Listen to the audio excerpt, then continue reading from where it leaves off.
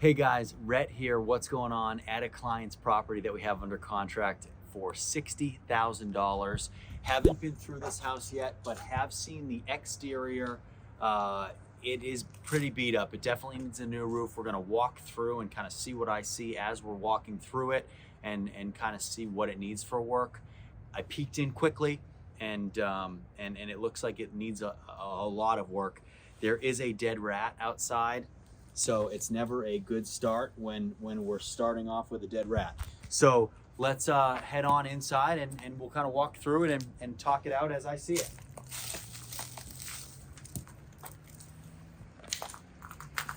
So guys, list price on this was $70.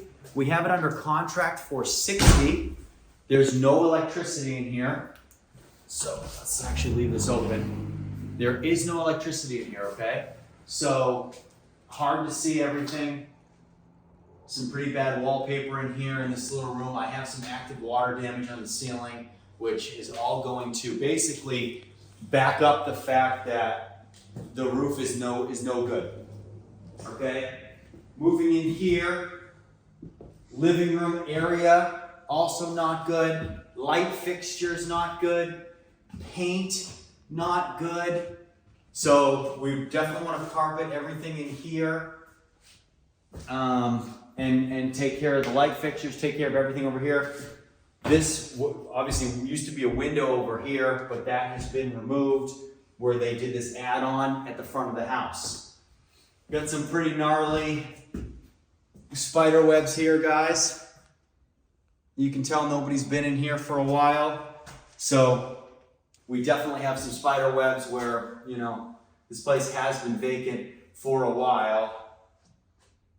Hey, get out here, get out here, get out here, get out here, get out here, get out here.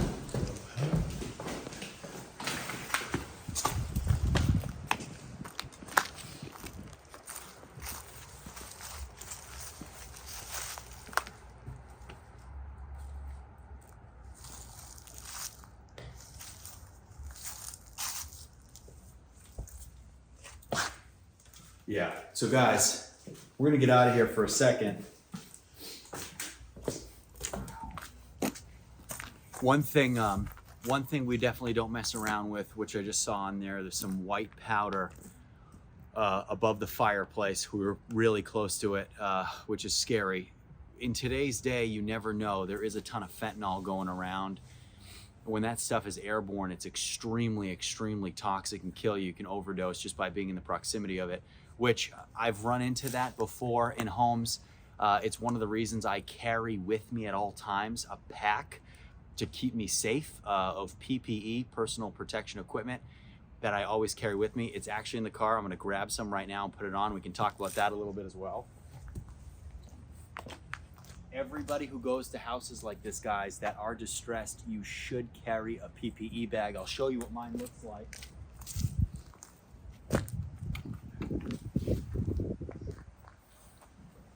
So I carry this everywhere I go. This is actually, got this from the fine folks at Trauma Services, which is a big bio hazard company up in New England and throughout New York.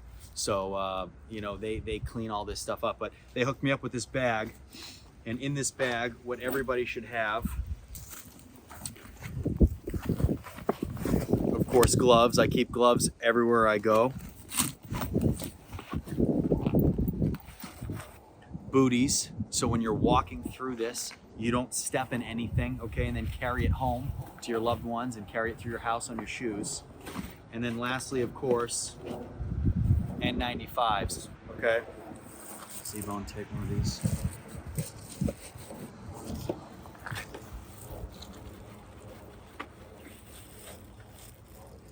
So guys, I am going to, this is not what we planned for this video, but I'm glad you kept it rolling, right? We're rolling. Okay, so it's a great lesson kind of on the fly here. But we're gonna go back in there, and usually where there is powder one time, there is gonna be powder again. So I want to just make sure that everybody understands the importance of keeping yourself safe when you go into some of these places, because you really don't know who has been in there before you or what's been going on in a lot of these places. It's never worth taking the risk, and that's why it's always important, guys. And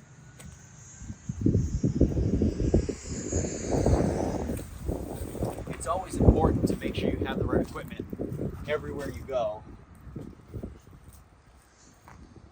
So we're gonna go back in there, and unfortunately I do have to put this stuff on sometimes. Not so much down here, but definitely in some other markets I go to where things are more prevalent than this. You get your mask on? I do. And we'll kind of go from there. So let's go back in.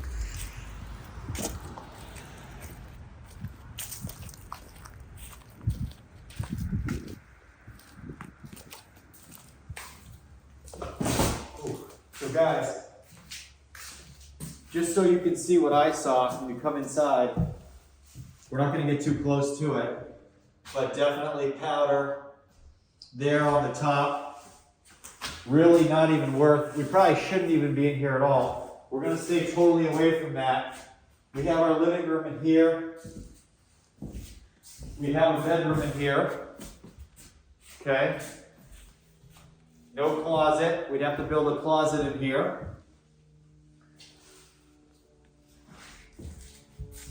As we move through, we have another bedroom right here.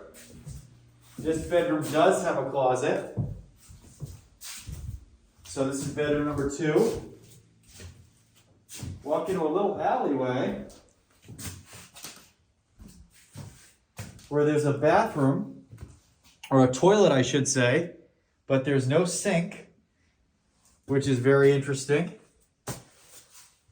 Okay. And then right here, we have our sink and a tub shower with no toilet. Very interesting. This house is a real mess, guys. Real mess in here.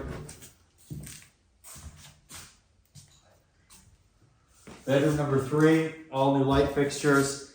Electricity's off, plumbing's off, everything needs to be painted, all new flooring throughout the whole house, new roof, considerable rot in the ceilings, terrible electric.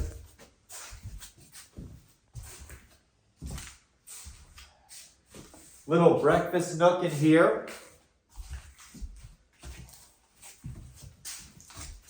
Oh my goodness gracious. Don't go in there, don't go in there. So guys, again, I want you to look on that counter.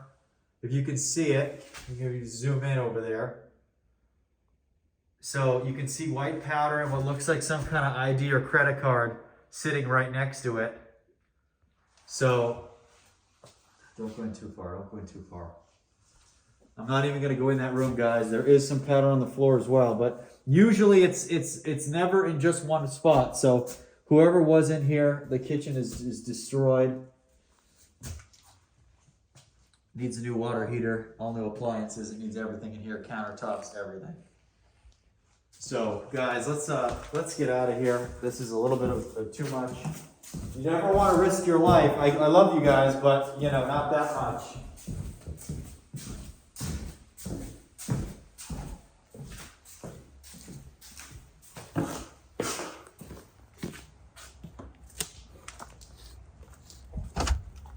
Guys, unfortunately, it's kind of part of it, and you really do always have to be prepared for the worst on these trips.